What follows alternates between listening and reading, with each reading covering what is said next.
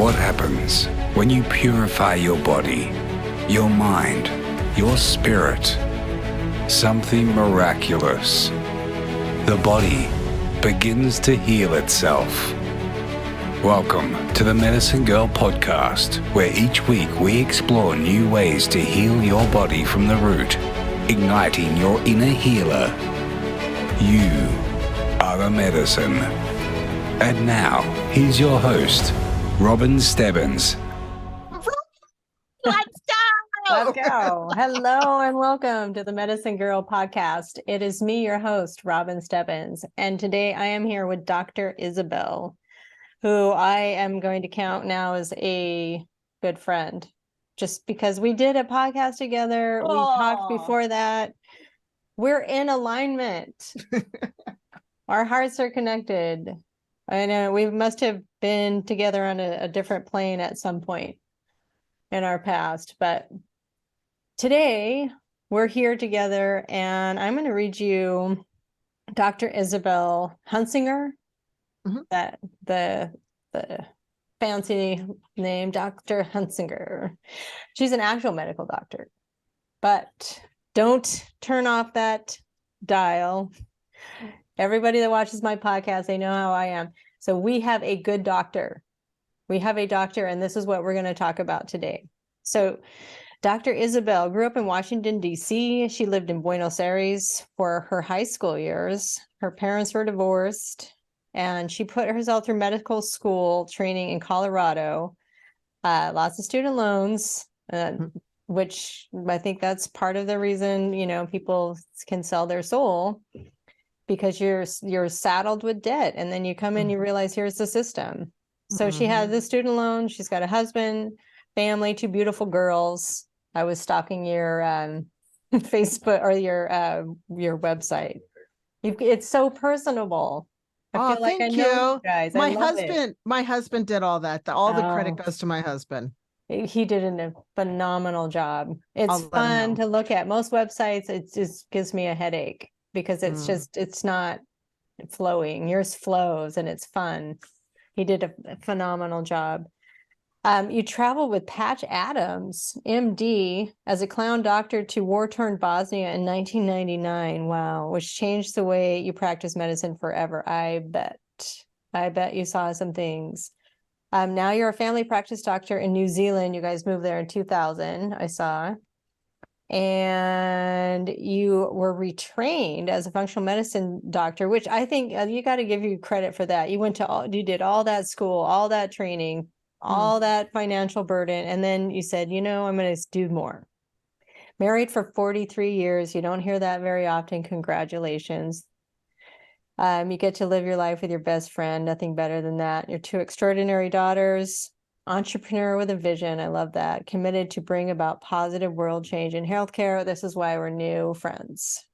Because it takes not just a village, it takes an army of us. Yeah, it does. And you're a mentor and teacher of Dr. Dale Bredesen. Bredesen. Who wrote the book, The End of Alzheimer's. Amen to that. He's a speaker. You are a speaker. You're an educator. You're a trainer in brain health, mental health. You love nonfiction. Lifelong learner, which we got to be, people. Everyone's got to be a lifelong learner. And what we're talking about today, you are a suicide survivor.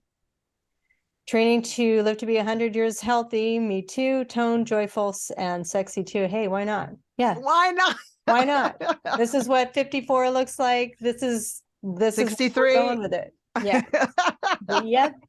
Let's do it. Let's do boom, it. Boom, let's do it. Yeah, we're only halfway there, Isabel. I am so with you, and the best is still ahead. There's a passage in the Bible. I read the Bible. I love the Bible, and there's a passage that says, "My former years are not my latter years are not as good as my former years." Oh, how does that go? I just read it this year. But the point is, my past is okay. I learned from it, but the years ahead, blah, blah, blah. I just had some coffee. the rest of my life is better because I'm with it. Like, I understand what we're doing here. I get this. Yes. Yeah. I see the game. I panned out far enough to see it all. I got stuck in anger a little bit, and then I transformed it to, it's easy to, once you really see how nefarious it is and how they go after children, you get angry, but that's okay. You need to, because that's, you're seeing reality, but not to use, like we talked on your amazing podcast, not to let that anger consume you, because then you lower your vibration to what you're angry about. But you use it to fuel the fire of change, to go after and say, hey, we're going to change the system. Caveat, we're not going to change the system. We're going to create a new system. That's what we're here to do. So can you kind of expand a little bit of, on how did you get to that place where you actually felt suicidal? I can't even imagine that in you. I know. I can't either. And so in 2013, I had been a medical doctor, a family practice doctor for about over 2 decades. And I was so frustrated. And I said to Mike, I go, babe, this is not working. My patients aren't getting any better. I just know that I know that there's a better way. And so I said, because I had kind of been, the door had opened with Mark Hyman teaching us online, like what is functional medicine? And so I said to my husband, babe, let's start Doctor on a Mission and go on social media and educate and inspire people. And he's like, oh, okay, I don't know how to do that. And I go, don't worry, I don't either. But anyway, in 2013, I was like, let's go. Yeah. And so my husband jumped in the water with me. And so I was 2013. A year later, I was overwhelmed.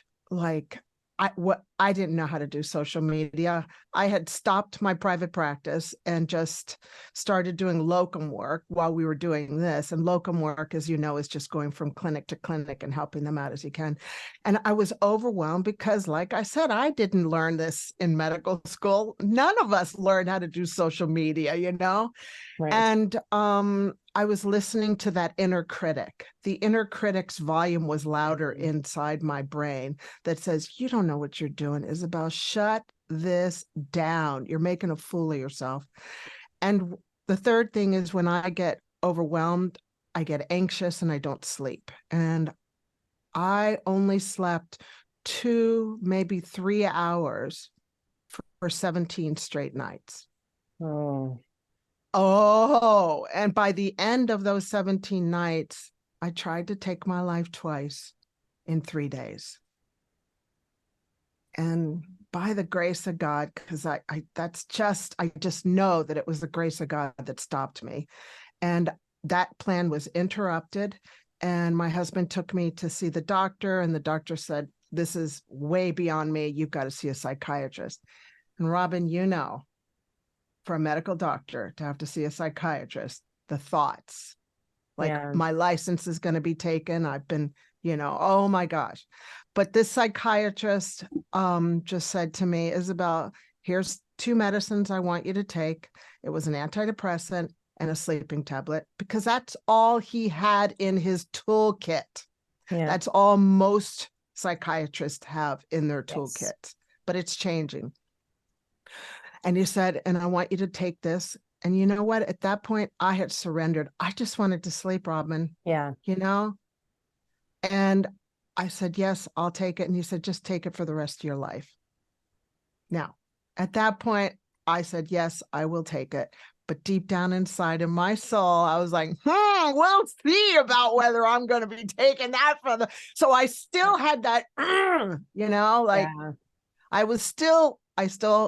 my soul was still on fire. Like, wait a minute.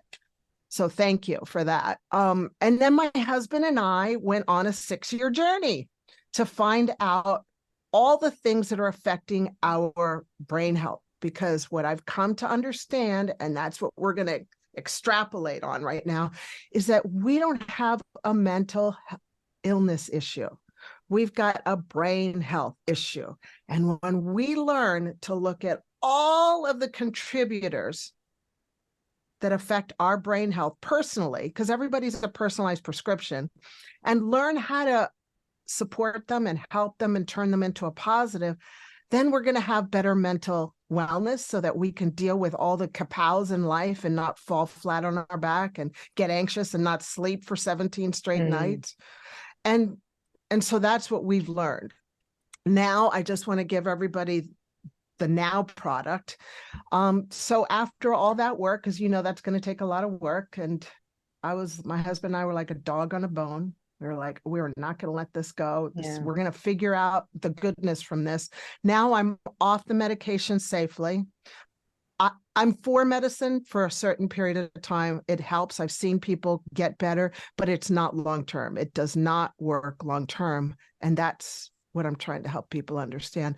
But now I'm off the medication safely. I know how to stay calm, how to think correctly, because thinking right is a full-time sport. And now I know how to sleep and get good sleep, which is what I've learned from all of that. And now Michael and I are just trying to educate the world about brain health, and that it's not a mental illness issue that we're dealing with. It's a brain health issue. And let's start helping it. Because one of the things I wanted to just like cast vision on the long game, Robin, I don't know if you understand this, but a lot of these antidepressants are decreasing this chemical in our brain called acetylcholine. And acetylcholine is the chemical that helps our nerves connect so that we can think clearly. So a lot of these antidepressants in these medicines are affecting our cognition so that we end up having Alzheimer's. And 2/3 of people with Alzheimer's are women. And a lot of them, they show up. I was 53 at the time. They show up like I did, not sleeping. And all the doctor has is the pill, instead of looking at hormones, vitamins, nutrients, support systems, sleep habits, And it's like now my husband and I are helping people prevent and even reverse Alzheimer's. However, we're trying to teach people the upstream game, like let's start taking good care of our brain health now, because we can prevent the long issue, which is cognitive decline and Alzheimer's. That's not normal. No, it's not normal. It's not just a sign of aging.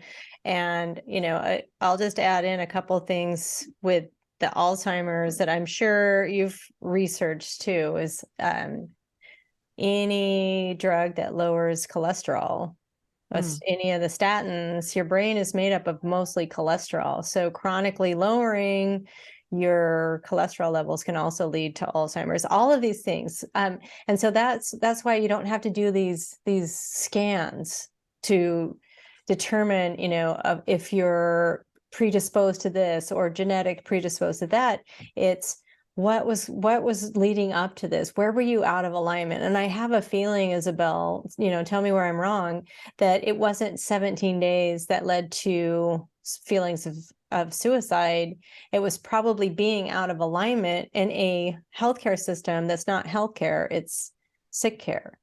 And when you keep seeing over and over, like, I'm not making an impact, that's what I felt, as this young 20-year-old working in the psychiatric field, like, I'm not helping, I'm hurting. I know. Yeah. And there's kind of a cognitive dissonance that goes along with that. Yes. Then, it's like your soul is crying out with a mission, I believe. And now you're a doctor on a mission. Now you're in alignment. I'm sure that's that old way of behaving and being in this misaligned state. It's like your soul saying, hey, I want to heal people. And every day it's like, here's a prescription for that. Here's a prescription for that. It's not in alignment with the soul. And then it's like 1,000 cuts that make that wound. All of a sudden now you can't sleep because you've now leaped off for us in a way, because now we're getting the benefits to say, hey, it's not mental illness. It's not a diagnosis. What's the healthy state of your brain? And we have all these contributing factors. So it's not, okay, yeah, the sleeplessness for sure contributed probably to the actual event of like tipping saying, off. okay, yeah, the tipping off point of like, okay, now I'm going to take my life. But what led to the 17 days of where you're just sleeping 2 or 3 hours a night? What led to saying like, hey, I've got to jump off and leap off, and then there's no one there to catch us, because you and I were pioneers in this, you know, and we're the ones, I think, that get the most flack, creating that discord. So, you know, I really want to talk about how we can get from this, I think, is a paradigm of mental illness diagnosis, like, oh, the white coat god told me I had this diagnosis. There's this prescription pill that's said to work for it, and here's something for sleep, and here's something for the side effects of that pill, and then maybe some anti-anxiety pills. And most of my patients are on 29 different prescriptions. I know. It's so hard. I know. So walk us through what a healthy brain, and again, healthy brain functioning in tandem with all other parts of the body. Well, step number 1, you hit it right on the head, is be aligned with what you're supposed to be doing here on earth. I mean, that's the bottom line, is what step number 1, what's your why? Why are you doing what you're doing? Because we all have a purpose here on earth. We're all supposed to do something just that only we can do. And so just know what that is. Now that takes work, you know, and you're going to have to dig and dig and dig. And it took me a long time, but I found it. Yes. And then when I was out of alignment with that affected me. The second thing, for me, you know, everybody's a different prescription, but for me, it was hormones. I was menopausal. Nobody checked my estrogen, my progesterone, my TSH, and all the 7 thyroid levels that go with that. GPs aren't even taught to check for the thyroid. All they know is to do a TSH. And if it's greater than 5, which is still too high, in functional medicine we like it around 2, then they don't pay attention, you know, that your thyroid isn't functioning well. Well, your thyroid affects every cell in your body has a receptor for thyroid, so that wasn't checked. So make sure you get your thyroid checked. Vitamin D. Who is checking vitamin D levels and making sure that they're at optimal levels? My psychiatrist at the time didn't know. I know you are, but no, I have to go finish your vitamin D, and then I have to do a disclaimer on the vitamin D. Okay. So vitamin D affects 900 genes in our body. And the research has shown that having low levels of vitamin D, now I'm going to go by the nanograms per mil. If it's less than 50 nanograms per mil, then anxiety and depression will express itself more readily. And the goal is to have your vitamin D levels between 50 to 80 nanograms per mil. That's the optimal level. Okay. So that's all I wanted to say about vitamin D. My latest life's mission is to educate people about vitamin D. There was a physician in the 70s that sold the medical community on this vitamin, the sunshine vitamin that you can be deficient in. What they did was they figured out on a lab a number that you could get from a serum test that would say whether you have the low or high, but it's the intermediate form of vitamin D. It's 2,5-D versus 1,2,5-D. So what this test isn't really telling you anything. And so the correlations that we're making, something else is wrong. Now, I would suspect what's happening is sunscreen is blocking. The only way you can make an active form of cholecalciferol is through photosynthesis directly from the sunshine. You can get it in as little as 5 minutes a day, even if it's only the only things that's exposed is your face. The problem is supplementing with vitamin D as opposed to getting a little bit of sunshine or grounding or earthing, is that cholecalciferol is rat poison. It's a rodenticide that builds up in your system like arsenic, because vitamin D isn't a vitamin, it's a steroidal hormone, right? That's why I've got it under hormones. Yeah. Yeah. So, but what it does when you ingest it is it pulls calcium from the body. So it pulls calcium from the bones and anywhere else you can pull calcium from. So then you're leading with bone density loss, osteoporosis, heart arrhythmias from increased calcium in the bloodstream. You're dealing with renal failure, kidney stones, to name a few of the known effects from taking a long-term steroidal rodenticide. So if people want to research more, I'm doing a podcast with Jim Stevenson Jr., who is on the forefront of blowing the whistle, because it is a huge moneymaker for people. And they don't want it to go away. But the people are just starting to wake up about it, like they were waking up about cholesterol drugs, reducing cholesterol in the body. But that's one I think I get attacked on that more viciously when I mention that than anything else that I've ever said, because it's like we love our supplements.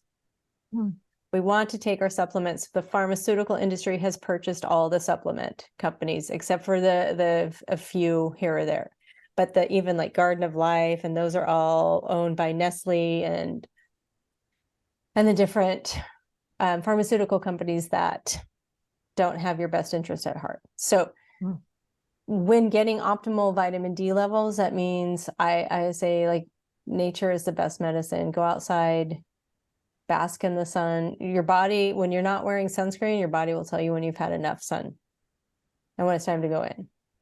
So that's my little caveat. And I'm doing a solo podcast too on everything that I know so far about the science behind vitamin D and what we need for that. So I caution everyone just to tap into your wisdom and your body before taking things. Talk to somebody that you trust, like Dr. Isabel. You could say, hey, let's troubleshoot this. Let's see what your optimal food is. What's your brain health? Those types of things first, before the paradigm, which is, hey, something's wrong with you. We're looking for what's wrong. Take this and that will change it. Take this pill, put this cream on, whatever it is. So, yeah. And also just an easy place that you can get the latest research is PubMed. Those are the updated scientific articles. So you might want to take a look unfortunately, yeah, they are owned by pharmaceutical industries. And so all of the research has to go through grants, and the universities and the pharmaceutical industry since the 1920s, and Rockefeller Medicine has a firm grip on a lot of the research. Yeah, and you can just see who sponsored it. You can always see who sponsored it, and just check the source. Check the source, and also read through it and read the method section. The methods, read how they actually did this. And you're smart. You don't need a medical degree to read these. At first it might seem like learning a foreign language, but the more you read them, the more easy it gets. And then you can start to critically think, hey, does this make sense, this method section, or is this just a pharmaceutical advertisement? That's what I do. And 10, 15 years ago, Isabel, I was able to find articles I could send patients about positives of taking a statin, which were none, and negatives, which were everywhere. Now those are gone. I can't find them on the alternative web browsers. So it'd be very cautious about just internet searching things now, because they are owned by the trillion-dollar industry, which is the pharmaceutical industry. So it is getting more and more difficult to find, I think, the truth. So back to brain health. Yeah. So the other hormone that wasn't checked in me is DHEA. Well, DHEA is a hormone made from our adrenals. And as we age, if we're stressed out, then our DHEA levels are really low. And you can get supplemented with bioidentical DHEA. And then also pregnenolone. This is all stuff I learned. I was like, holy moly. I mean, even endocrinologists don't even understand this stuff. So pregnenolone is like the mama hormone. And I'm not saying that it's all hormone related. Brain health is all hormone related, but hormones do play a big part. That's why we're created full of hormones. If your pregnenolone is low, that can affect your cortisol. That helps you deal with stress. Well, my cortisol levels were like flatlined, and no doctor understood how to do that. I just learned that through functional medicine and understanding how to interpret all that. So that was one of the things that was affecting my sleep and not being aligned with my mission. Yeah. But then there's other things like toxins. I can't believe what toxic exposure we are being exposed to in everyday life. And our bodies are trying to clean out as best as we can. And exercise, there's just a whole bunch of things that you need to look at. And it's not being done in medicine right now. Well, and the toxic load is coming from everything, you know, the chemtrails that they used to say was a conspiracy theory. Now the companies that are producing the chemicals to make the chemtrails are coming out and just admitting it. It's aluminum sulfoxide. I can't remember all the different names. That's coming down on us. We're breathing it in. It's going on our gardens and our plants. Not to scare you, because the body will shed it out. It will shed it if the toxic load that we're on the daily isn't high. So it's if you're drinking alcohol and you're eating fast food and all these other things, it's a little bit more difficult to release and shed toxins, but you can when you're in, more in a harmonious state.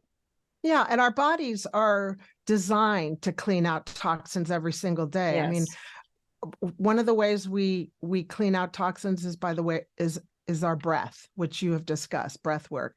The other is sweating. The other is peeing. Got to make sure you're drinking plenty of water to pee, because that's your kidneys are cleaning out all the bugs, all the drugs, all the toxins. Your liver, you got to be pooping every single day. I won't be gross, but the length of your forearm needs to be every single day this size. Sweating, you can jump on a rebounder and that cleans out your lymphatics. Sleeping on your side, your brain has a lymphatic system called the glymphatics, and the glymphatics work best at nighttime when you're leaning on your side, not on your belly or on your back, but on your side, and that helps clean out all the toxins from your brain. So we are designed to clean all day long, but we've got to help our bodies by not being constipated, by making sure we're drinking enough water and sweating. Yeah. It's being in alignment with the body, because I think, the body is miraculous. A whole team of us will never figure out actually how it operates. And it's constantly, the more information that we're getting is constantly changing how we do medicine. Dr. Tom Cowan, I don't know if you've heard of him. No, I haven't. He's one of those guys that always questions like, hey, I don't think the heart is a pump. I think what it's doing is it's actually stopping the flow of blood so it can exchange at the level of the capillaries. And the way spins the blood is in this vortex shape, like in a river. A river flows and they form these vortexes where it flows upstream. And that's where all the fish hang out, because they can just sort of stay there without moving, sort of in a weightless environment. So they don't need to constantly eat. That's how they survive. That's what is happening in your heart, is creating these little vortexes. He's also suggesting that we're not made of cells, that the cells that we see under the microscope are the sloughing off of the organ, but it's an actual biodynamic form of structured water through different electrical impulses. So not to go too far down that rabbit hole, but it's interesting because the body is just this, it's almost like we're bags of ocean water communicating with one another. And each system has to be, they each have a frequency. Like I can measure the frequency of my brain waves. I can measure the frequency of my heart waves outside of my body, but they're all kind of working in harmony, creating a symphony. I think I like that symphony.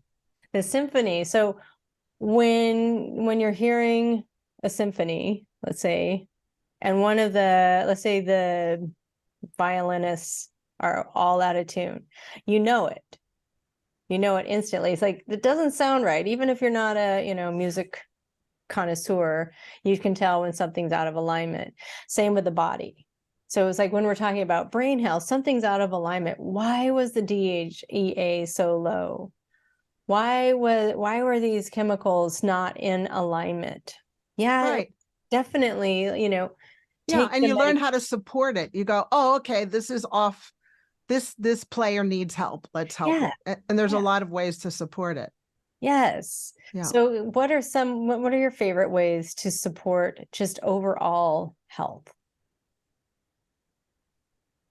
Well, I haven't talked about adverse childhood experiences. I think that, is the beginning of time in our brain. And if we've got adverse childhood experiences, realize it and get help, because you're not meant to live in your past. Your future really has no place for your past except for what you've learned from it. So I always encourage people to do the hard work and find out what is it in your past that's making you not be well now. Have you heard of, I'm sure you do, Dr. Gabor Mate? Yeah. Oh, he and his team created this wonderful movie called The Wisdom of Trauma that we've experienced. I encourage everybody to watch that movie because it really helps you understand that a lot of why we are where we are with our mental health is because we've experienced, I love his simple equation because I'm a simple-minded person. If you've experienced trauma, you're going to have pain. And then with pain, we do anything to escape. So trauma leads to pain, leads to escape. And we all escape in different manners, be it by eating, drinking, pornography, spending money, gambling, all those things. So find out what you're escaping from and heal yourself from that. So that's, in answer to your question, number one is let's go back to, let's delve into that a little bit deeper, because I'm sure you've heard significant traumas in your practices, and is it just a matter of acknowledging the trauma? People listening are like, hey, I had horrible trauma as a kid, but I don't know what to do with it. And I'm not going to see a psychiatrist. There's a lot of people that will not venture that. So what would you tell that person sitting in there right now? The one system that I have seen that works the best is through Annie Hopper, who wrote Rewiring or Retrain Your Brain. And she's got I did the program online because I couldn't afford to fly to America and spend thousands upon thousands. But for a couple $100, you can do an online course that takes about 6 months. And it's called the DNRS, Dynamic neural retraining system, DNRS. And then she's also got a support system. So you can go into coaching into small groups after that. But she teaches us how to rewire our limbic system because we can. And that has shown the most hope for my clients. So that's the starting place for me. Where do you have your people? Well, go? Similar, I do tapping because a lot of times my clients, I mean, I'd say 100% of the time, they're not willing to do anything in the medical system. So I'll do tapping, which is, similar to the EMDR work. EMDR is another, EMDR, And that, the tapping is simple. You're not going to risk creating any worsening of the symptoms. I think as coaches or practitioners, you get very afraid when someone comes in and says, I have childhood trauma, or I'm suicidal, or I have this. It's like, oh, better get a, other professional. I don't want that on my liability. But those people are real. It's like, maybe that was, took all the courage in the world for them to come see you and tell you that, and you were their last hope. So I always connect and say, let's try tapping. I've seen phenomenal results. I had a 92-year-old patient with PTSD from World War II that he had not acknowledged. He couldn't even say World War II. All I had him do was tapping morning, noon, and night on YouTube. He'd follow along, do his little meridians, and healed himself because he wanted to. I mean, he decided, hey, at 92, he wanted to heal. Yeah. It's almost like it's the decision. I've seen that over and over and over again. Like whatever modalities you find after you've decided to heal, not like, oh, I hope this is going to work, or I hope that. No, you're like, hey, I'm going to live to be 104 and I am going to get over this one way or another. It's done. So it's just a matter of time. But I think the childhood trauma, it's sticky.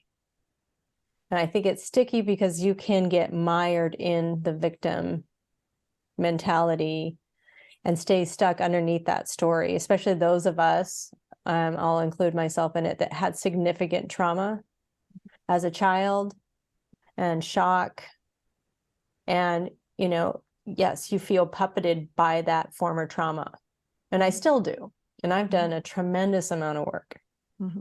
But, it's an ongoing. It is ongoing. It is ongoing because that train track is deep and you're creating a new train track in your brain. So, I mean, it's forever, but it gets less and less deep. You don't go into that as often. Right. But you got to do the work. Yeah. Because it's the hardest work you will ever do in your whole entire life. It's true. And it takes courage. Sorry. It takes courage to go to that depth and stay there. And I think face not just what happened to you. I mean, in my experience, that was almost the easiest part. But where I showed up poorly in the world and made horrible mistakes because of these past traumas. So I had to face those dragons and say, I'm not fighting the dragon with a sword. It's like, I'm going to take off all my armor and love that part of myself that was in darkness, that did things that were shameful to the degree that then you can say, okay, if I don't face it, then I'm stuck there. I'm just going to keep recreating more and more. And it's the work. It's like you don't get to have a good physique unless you work out every day. I mean, it's just the part of it. You got to work your psyche out too, and the spiritual traumas and the ancestral traumas. And, I think then we get into forgiveness. Yep. And seeing that happened for you, what happened to you really happened for you to become who you are now and who you want to become. That's what I do. Yes. You know, okay, this is good. Yeah, this is good. This happened for me because now I understand that and I can relate. And this is how it's going to mold me now into where I'm going. So, but that takes work. It takes work. And I think, you know, going back to Gabor Mate, and I actually talked to him on the phone for about half an hour. We had, yes, you said that. Yeah, he had or as a client that I was working with that was one of his childhood friends. So he was trying to help. And one of the things we kind of talked about was that this constant avoidance of pain, how it shows up, it boils down to, in that, are you being puppeted and becoming the hungry ghost? He has a different way of describing it, but for me, the hungry ghost is you're just trying to feed that wound to escape it or solve the pain or escape the pain or numb the pain. Right. And nothing ever works. Right. It's like, oh, I feel satisfied. Nope, it just went right through me because I'm a ghost. Because that's not who you really are. You're not trauma. You're this beautiful biodynamic being that had something happen to you at an age probably that didn't make sense. And then we get to rise above that, become the storyteller so that I'm empowered, not the story. So in this, what is now you can empower others as the storyteller. Do the work and figure out, what do you want in your life? I'm a drawer. That's my form of art. You should see my house. I got words all over the place. Wow. And on this piece of construction paper, it's orange because I do one every year because it's constantly getting dirty in the kitchen. It says, hold the image. Well, that's a reminder for me of who am I walking towards? Who am I becoming? You know, and it's just a reminder. Who are you becoming, Isabel? Yeah. Who are you becoming? And we're all becoming. I mean, we all are great right now, for as good as we can be right now, but who are you becoming? Hold the image. So get a piece of construction paper, whatever color you want, and write the word hold the image, slap it onto your refrigerator or whatever, because we're always in the kitchen. Yeah.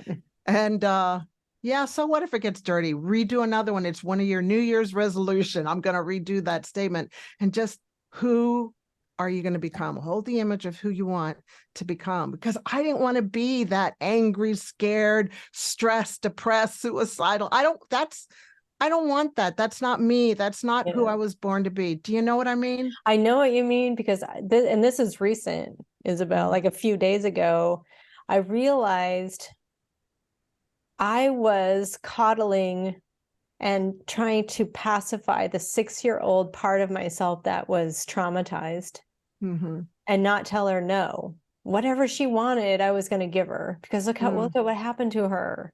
Oh, the poor thing. And I was creating a monster. It's like, here's some food, here's this, well, you know, what else do you want? Like the hungry ghost. It was this little entity that I created from my thoughts of this little 6-year-old. Instead of saying, like, you know what? No, I'm in control now. And my toddler is not driving my car. You can get in your car seat in the back and I'm going to be driving. You're safe, but you need firm limits, because this is the vision for myself. I'm not going to be driven around by my 6-year-old trauma. But again, I had done the work, Isabel. Like I was, like I'm getting past this, and it's like, boom, there it is again. Because that's how it is. We're like waves. It's not, we're not working in a linear time field where it's, okay, now you do A and then you're going to get to B and eventually you get to Z. Not how it works. It's a full-time sport. And I make fun of it because that's how I can only do my life, is fun version. Yes. Seriously. Otherwise, I get sick and I drown. So Yeah. I'm not making light of what you're saying. I'm just like, it is a full-time sport. And you're right.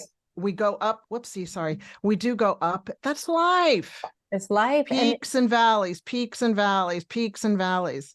But have fun with it. Like you said, look at the 6-year-old version of yourself that you've been coddling and make it, personify it, make it into a cartoon character, make it silly, because it's easy to get so underneath it, make it so serious. And then it's like, well, then you have to do something really serious to heal yourself. You don't. But you do have to do something, like you can exercise on a treadmill, like, this is so boring. Or you can go dancing. Yeah. What lights your soul up? In the same, you can apply it to healing trauma and getting over this. Make it fun. Make the, in graffiti, hold the vision. Hold the, what is it that you said? Hold the image is what I wrote. Yeah. And for me, one of my favorite is to go, if it gets really bad, I go in the shower and just cry, turn up the water and just cry, because crying is very cleansing. I mean, it's a detoxification of your emotions. So, and what's so funny is my daughters do the same thing. Do they? No, so they've learned it from me. I'm just like, go cry, it'll be good. So crying's good. That it's so cool. I just learned this the other day too, Isabel, that when you have a pregnancy, the baby's cells cross through the placenta membrane into you. And even after they're born, and even though they're in their 20s, there's still those cells of them inside your body that will go to anything that you need healed. So let's say, you got a puncture wound, those cells from both of your daughters would be there forming macrophages and white blood cells. It's interesting, because those are embryonic and they can make anything, until they learn what's their destination. Exactly. Same bacteria. just to throw that one in there too. It's crazy. Pleomorphic. Yeah. It's amazing. So right. I could literally talk to you all day, but it's time. I would love to have 3 simple things our audience could do right now, especially if you're in that place, that dark place or childhood trauma. You don't even know where to start. Give us 3 simple things we could do today. Go in the shower and cry. Write a sign on construction paper for your kitchen in whatever color you want. Hold the image. And number 3, figure out where you want to go. Who do you want to be and where do you want to go? Your vision. One step at a time. Yeah. Hold the image of who you want to be. I mean, that's how I became a doctor. I wanted to become a doctor to heal people. Well, that I wasn't in alignment by 2013. So I had to get back into alignment. But our brain only works in pictures. We walk towards where we want to be. Yes. Yeah. And when you hold that image, then in each moment you can ask yourself, is this facilitating, is this enhancing that image, or is it detracting from it? It's a great prescription. Hold the image, like that's your prescription, and it can be tattooed in your brain.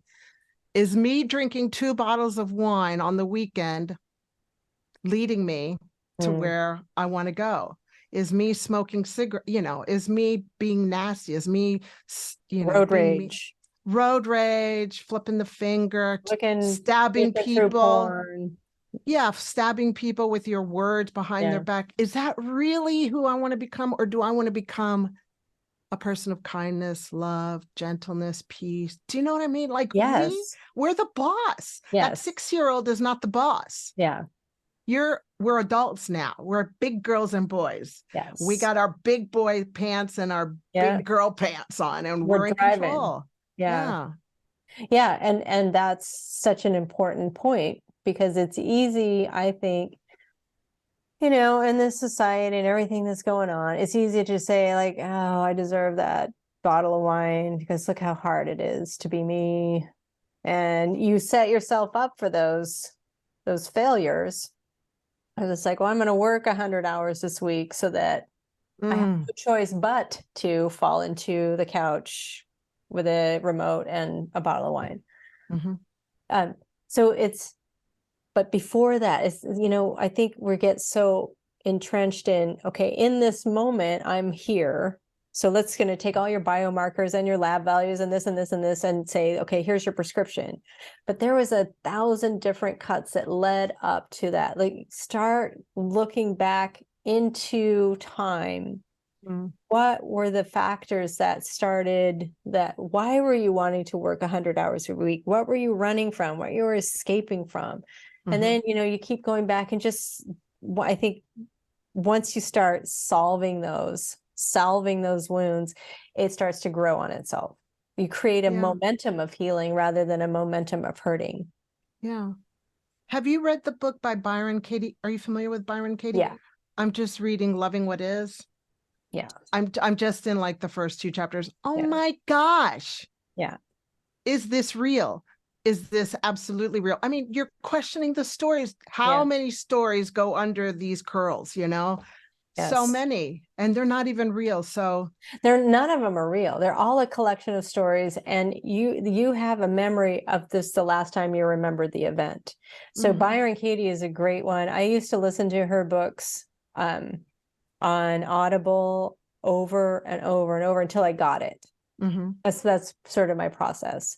Yeah, me too. I've listened to all of her books over and over and over, and then you graduate.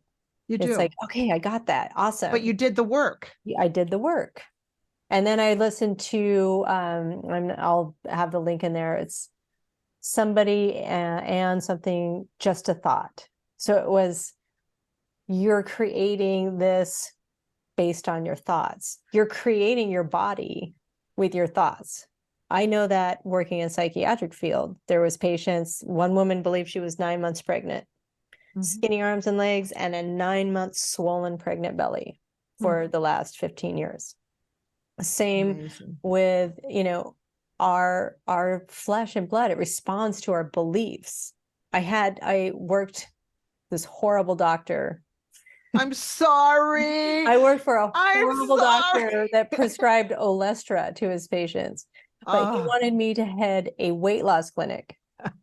And the weight loss clinic was for patients that were going to bariatric surgery. So they had to be a certain number of pounds overweight to qualify.